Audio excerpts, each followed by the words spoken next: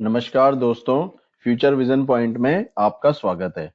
जैसे कि आपको पता है कि हमारी एक सीरीज चल रही है प्रैक्टिस सेट, जो फॉरेस्ट गार्ड वन आरक्षी परीक्षा के लिए जो है डिजाइन की गई है। तो इसके 2 पार्ट हमने चैनल पे ऑलरेडी अपलोड कर दिए हैं, आपने देख लिए होंगे। अगर नहीं देखे होंगे तो उसका डिस्क्रिप्शन बॉक्स में मैं लिंक डाल दूंगा, आप वहाँ उसको जरूर देखिएगा।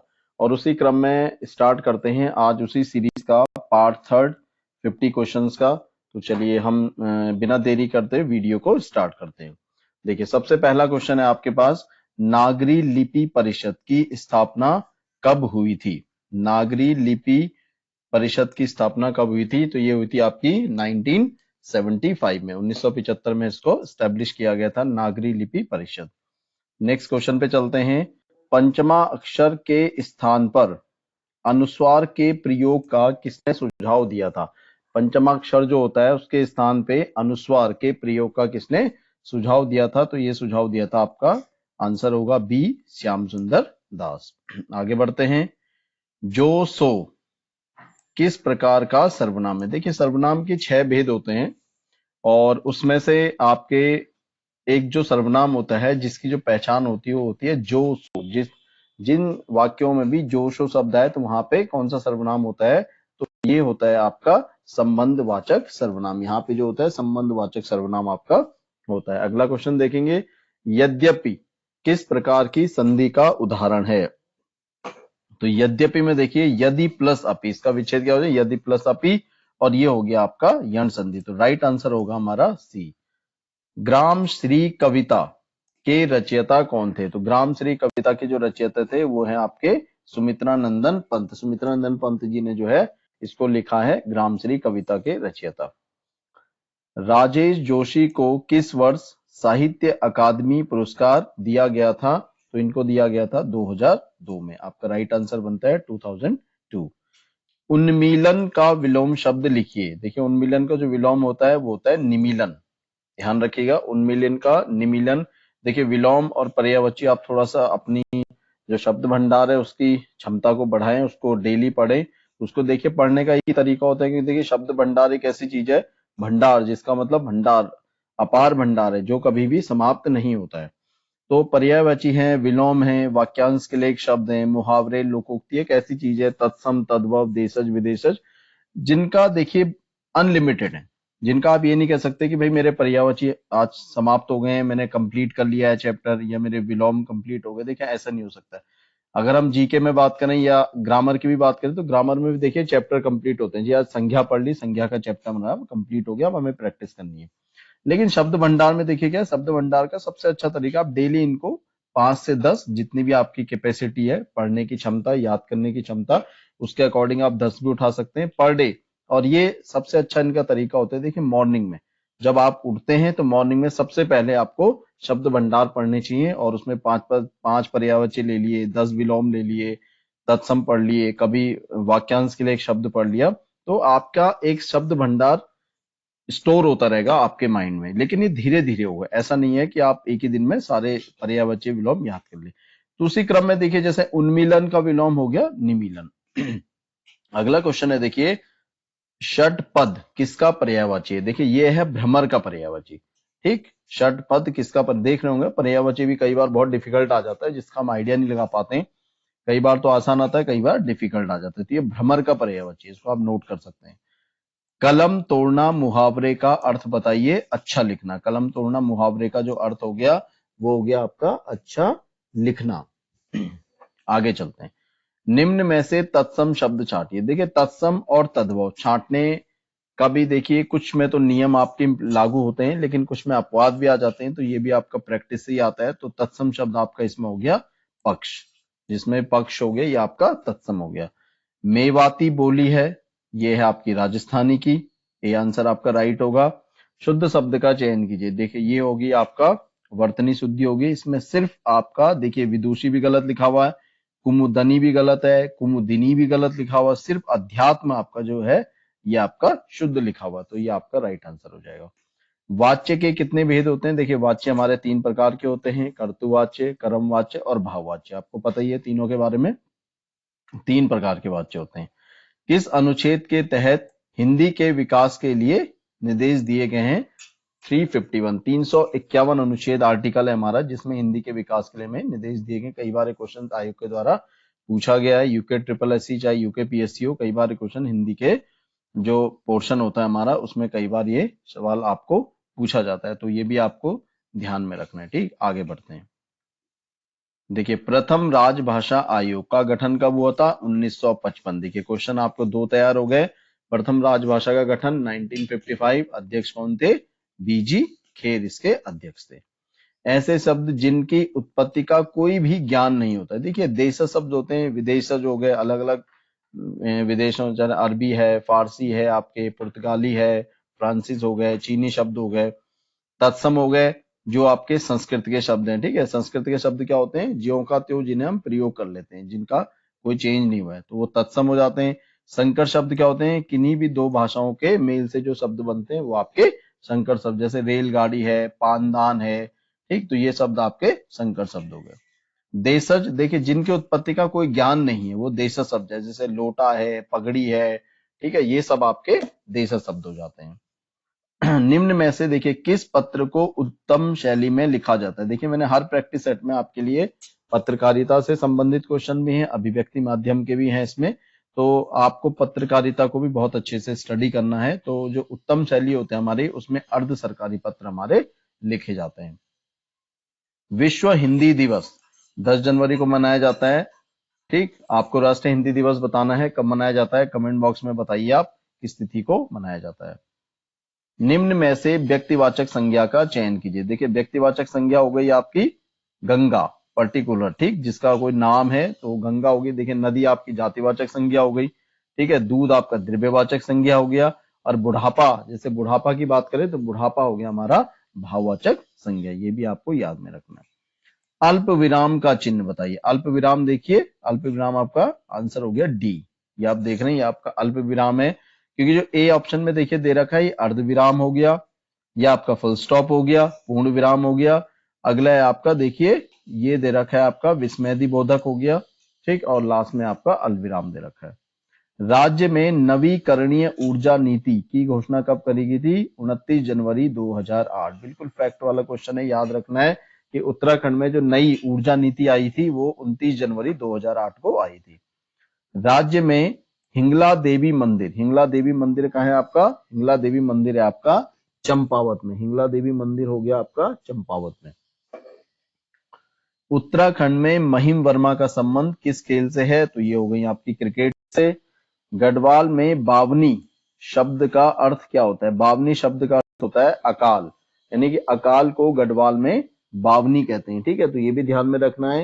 एक नई कुछ, देखिए कुछ क्वेश्चंस आपको थोड़ा इसमें नए भी लगेंगे, कुछ आपके बेसिक, क्योंकि प्रैक्टिस सेट एग्जाम के पॉइंट ऑफ व्यू से ही बनता है। देखिए 50 क्वेश्चन तो हर एग्जाम में आप जाएंगे तो आपको आसान मिलेंगे। 50 क्वेश्चंस के बाद ही आपके क्वेश्चन का जो लेवल होता है डिफिकल्ट होना स्टार्ट हो जाता है। ठीक, कुछ डिफिकल्ट होते हैं, फिर तो कुछ मच डिफिकल्ट होते हैं, इतने डिफिकल्ट होते हैं जिनको आप कर ही नहीं सकते हैं। ठीक, जो नए क्वेश्चंस बिल्कुल आयोग डालते हैं मेरिट को डाउन करने के लिए। तो बावनी शब्द का अर्थ हो गया अकाल। किस गढ़वाल नरेश को, देखिए शील का सागर कहा गया है? ये भी एक फैक्ट वाला क्वेश्चन है जो आपको याद में रखना है। ये फतेह शाह को कहते थे, शील का सागर जो है फतेह शाह को कहते थे। 1918 से 1923 में गिरिजा दत्त नैथानी ने किस पत्रिका का संपादन करा था? इन्होंने करा था पुरुषार्थ। 1918 से और 1923 के मध्य की ये बात कर रहा है, तो पुरुषार्थ। गिरिजा दत्त नैथानी और भी समाचार पत्रों में अपना योगदान दिया है, लेकिन इन्होंने एक ईयर खोला है तो 1918 से 1923 में पुरुषार्थ हो गया। किस वर्ष समस्त बेनाप भूमि को संरक्षित जो है वन घोषित किया गया था? 1893, 1893 में घोषित किया था। बहुत इंपॉर्टेंट क्वेश्चन है, इसको याद रखिएगा, पहले भी आयोग ने इसको कई बार पूछा है। 1893 में इन्होंने समस्त जो बेनाप भूमि थी उसको संरक्षित वन घोषित कर दिया था। देखिए दुगल निट्टा पर्यटक स्थल कहाँ पे है? दुगल निट्टा पर्यटक स्थल, देखिए कुछ क्वेश्चंस आपके इस टाइप के भी मिलेंगे जो बिल्कुल आपको नया क्वेश्चन लगेगा, ये लगेगा यार बहुत ज्यादा डिफिकल्ट है, ये तो हमने सुना ही नहीं है। तो दुगल निट्टा जो पर्यटक स्थल है वो आपका चोपता में। देखिए इन क्वेश्चन से मैं आपको दोबारा एक बार फिर बताता हूँ, इनसे आपको घबराना नहीं है। देखिए कुछ क्वेश्चन तो आयोग डालेगा ही अपने एग्जाम में, ऐसा तो है नहीं कि 100 के 100 नंबर का ऐसा बना देगा जो सबको आ जाए। कुछ क्वेश्चंस देखिए आयोग जब पेपर सेट करता है तो आयोग का मतलब देखिए आयोग ही है, ठीक है। अगर एक कमीशन एक पेपर बना रहा है, आयोग बना रहा है, तो आयोग का ये रहता है कि कुछ क्वेश्चन तो उसमें डालेंगे जिससे मेरिट आपकी डाउन रहेगी, नहीं तो सबके सब 100 करके आ जाएंगे, ठीक है। तो कुछ क्वेश्चंस देखो आपको नहीं मिलेंगे, उनसे आपको घबराना नहीं है। जैसे दुगल निट्टा पर आप सोचेंगे अरे दुगल निस तरह से बहुत पर्यटक स्थल है, बिल्कुल है। उत्तराखंड में अपार भंडार है पर्यटन स्थल का, ठीक है, जिनको ये संभवतः सभी को याद करना आपके लिए संभव नहीं है। कुछ छोटे छोटे पर्यटक स्थल होते हैं, उनको हम याद करना हमारे लिए संभव नहीं है। हम कभी ये होता है कि हम देखिए कहीं पे घूमने जाते हैं, आप कोई अगर दुगल निट्टा गया तो उसे पता होगा कि इसकी जो स्थिति है वो चोपता में है। कहाँ स्थित है? ये चोपता में स्थित है। तो कुछ को पता होगा, कुछ को नहीं पता होगा।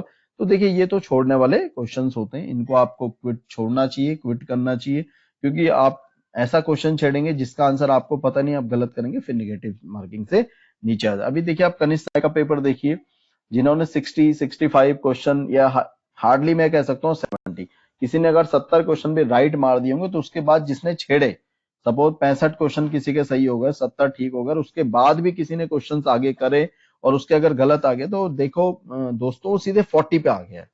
तो आपको ये चीज नहीं करनी है। जो हमारा फॉरेस्ट गार्ड का पेपर आ रहा है उसमें ये चीज आप ना करें, ठीक। तो आप उसमें क्या करें, एक पेपर के लेवल को देखते हुए आप अटेम्प्ट करें क्वेश्चंस को, और एक अपना स्कोर बना ले कि मुझे इससे ऊपर नहीं जाना है, ठीक। तो उससे आपका ग्राफ बहुत अच्छा रहेगा।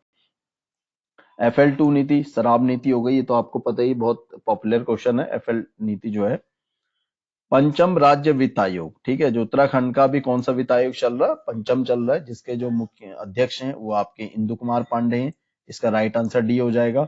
राज्य के पहले कार्बन न्यूट्रल चिड़ियाघर, देखिए जब भी पहले की बात होती है तो पहला का मतलब रहता है कि वो इंपॉर्टेंट है, उत्तराखंड के परिप्रेक्ष्य में, भारत के परिप्रेक्ष्य में या विश्व के परिप्रेक्ष्य में। जब भी पहले की बात होती है तो वो क्वेश्चंस आपका एग्जाम में आने की उसकी जो प्रायिकता है, प्रोबेबिलिटी है, वो बहुत ज्यादा बढ़ जाती है जब भी हम पहले की बात करते हैं।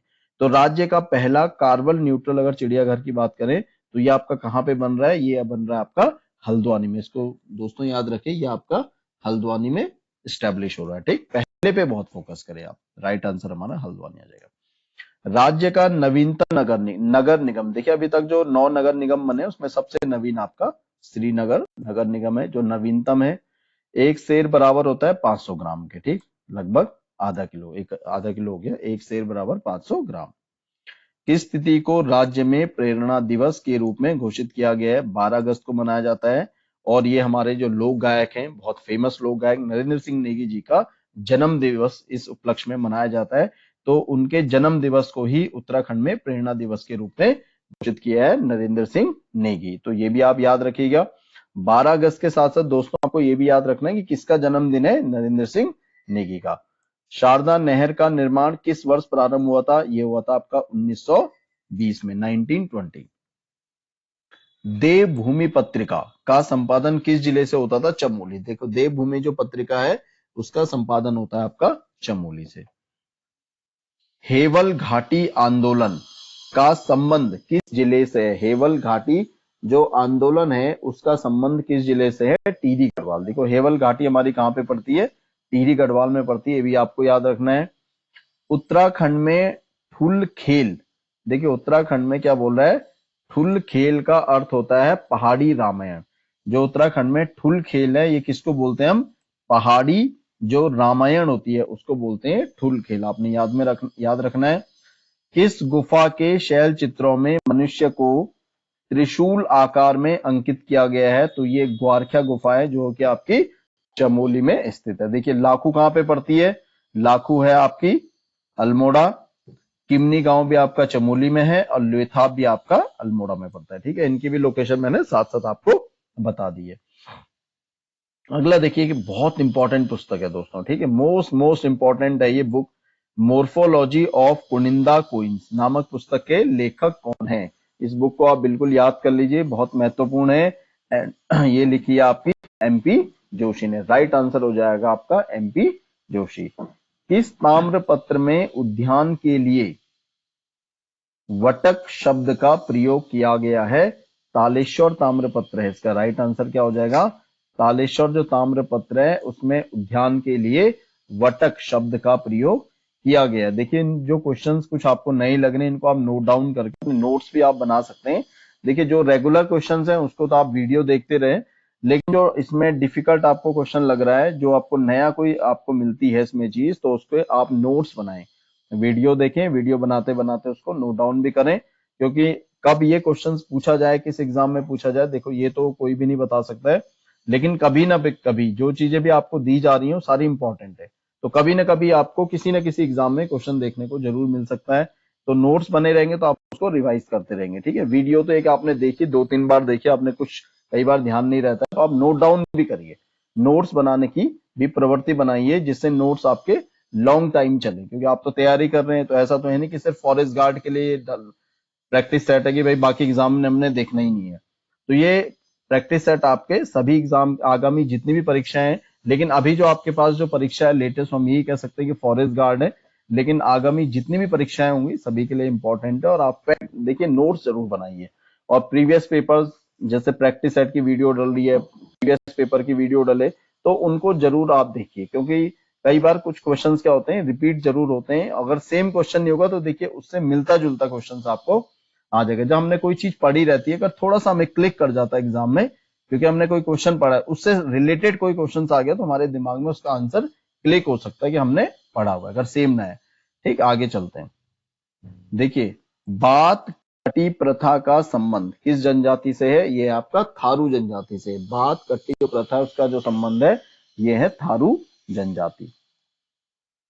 उत्तराखंड में डोली सेवा की शुरुआत किस वर्ष हुई थी? उत्तराखंड में जो डोली सेवा है उसकी शुरुआत हुई थी 2012 में। यूकेपीएससी बहुत उठाता है इस टाइप के क्वेश्चन। डोली सेवा है, किसान पेंशन योजना है, पूछा था अभी, ठीक है। 108 सेवा कब स्टार्ट हुई थी? तो या आपकी वंदे मातरम जो योजना है, ठीक है, वो कब स्टार्ट हुई थी? तो इस टाइप के क्वेश्चन आप थोड़ा सा अच्छे से याद रखिए, उठाए जाते हैं। कॉमनवेल्थ गेम्स 2022 में लक्ष्य सेन को कौन सा पदक जीता था? लक्ष्य सेन ने जीता था, स्वर्ण पदक जीता है। लक्ष्य सेन किस जनपद के निवासी हैं? ये आप मुझे कमेंट बॉक्स में बताएंगे। देखिए, एफआरआई स्थित वानिकी संग्रहालय, देखिए वानिकी संग्रहालय कहाँ है? एफआरआई के अंदर है। एक क्वेश्चन आपका यही बनता है कि कहाँ पे स्थित है, तो ये है आपका एफआरआई के अंदर, देहरादून में। कितने अनुभाग हैं? तो 6 अनुभाग। देखिए फैक्ट वाले क्वेश्चन है, ठीक है। अभी आपका फॉरेस्ट गार्ड का देखिए एग्जाम है, तो उसमें वनों से संबंधित है, ये जो भी आपकी चीजें वनों से संबंधित है, एफआरआई के बारे में है, वनों का इतिहास है, उसको भी आप अच्छे से पढ़िए, क्योंकि पेपर हो रहा है तो कुछ ना कुछ चीजें क्या होती है, कुछ ना कुछ क्वेश्चंस आपके संबंधित पोस्ट से भी डलते हैं। जो भी जिस वैकेंसी, जिस पोस्ट का पेपर देने जा रहे हो, उससे संबंधित जितना आपका है, तो वानिकी संग्रहालय है, वनों का अधिनियम है, ठीक है, आपके राष्ट्रीय उद्यान है, ठीक है, जितने भी हमारे वाइल्ड लाइफ सेंचुरीज हैं उनको भी आप याद रखिए। उत्तराखंड के परिप्रेक्ष्य में ज्यादा इन चीजों को पूछा जाता है, क्योंकि आप उत्तराखंड का ही पेपर दे रहे हैं, ठीक। अब देखिए कितना बेहतरीन क्वेश्चन, यूके ट्रिपल एससी की स्थापना किस वर्ष हुई थी? बहुत बेसिक क्वेश्चन है। देखिए 17 सितंबर 2014 को स्टैब्लिश हुआ था, ठीक। इसके पहले अध्यक्ष कौन थे? ये आप मुझे कमेंट बॉक्स में बताएंगे। बीसपुरिया गुफा का संबंध, बीसपुरिया गुफा का संबंध किस स्थान से? ठीक है, जो बीसपुरिया गुफा है वो आपकी कहाँ पे है? ये चक्राता में पड़ती है, ठीक है, बीसपुरिया गुफा। देखिए इस टाइप के क्वेश्चंस होते हैं जो थोड़े कुछ नए पड़ते हैं, लेकिन आपको आए तो आप वहां पे करिए, नहीं आते तो इसमें आप परेशान मत होइए, बहुत ज्यादा मानसिक तनाव नहीं लेना है, क्योंकि परीक्षा आपकी बहुत नजदीक नजदीक है। तो जो आपने कर रखा है उसको रिवाइज करिए, ठीक। जो मेरे प्रैक्टिस सेट में आपको नए क्वेश्चंस मिल रहे हैं, इनको आप नोट डाउन करते रहे, और जरूरी आपको बेनिफिट देंगे सभी परीक्षाओं में। सुमेरु गुफा पड़ती है देखिए आपकी पिथौरागढ़ में, राइट आंसर हो गया हमारा डी। किस वर्ष कॉमन पिकॉक को राज्य तितली घोषित किया गया था? 2016 में, 2016 में इसको घोषित किया था। अगला क्वेश्चन है देखिए, कन कटा बैल बनाम भ्रष्टाचार आंदोलन का संबंध किस जिले से है? किस जिले में ये जो आंदोलन है ये स्टार्ट हुआ था? तो ये आंदोलन आपका अल्मोड़ा में स्टार्ट हुआ था, ठीक है। ये हमारा सीरीज का अंतिम क्वेश्चन था। देखिए कन कटा बैल, कन कटा बैल आंदोलन का संबंध किससे है? ये भ्रष्टाचार से संबंध। आपको यहाँ पे देखिए 2 सवाल आपके तैयार हो रहे हैं कि कन कटा बैल जो आंदोलन हुआ था उसका संबंध किससे था? भ्रष्टाचार आंदोलन था, इन्होंने लिखा है भ्रष्टाचार आंदोलन। और किस इस आंदोलन का संबंध किस जिले से है, किस जिले में आंदोलन घटित हुआ था? तो ये हो गया आपका अल्मोड़ा में ये आंदोलन आपका घटित हुआ था। तो देखिए हमारा 50 क्वेश्चन की सीरीज आज अभी कंप्लीट हो गई है। पार्ट थर्ड हमने अभी डिस्कस कर लिया है। इससे संबंधित जितने भी क्वेश्चन हैं आप उसको जरूर नोट करिए और आगामी परीक्षाओं के लिए आपके लिए बहुत बेनिफिट होगा।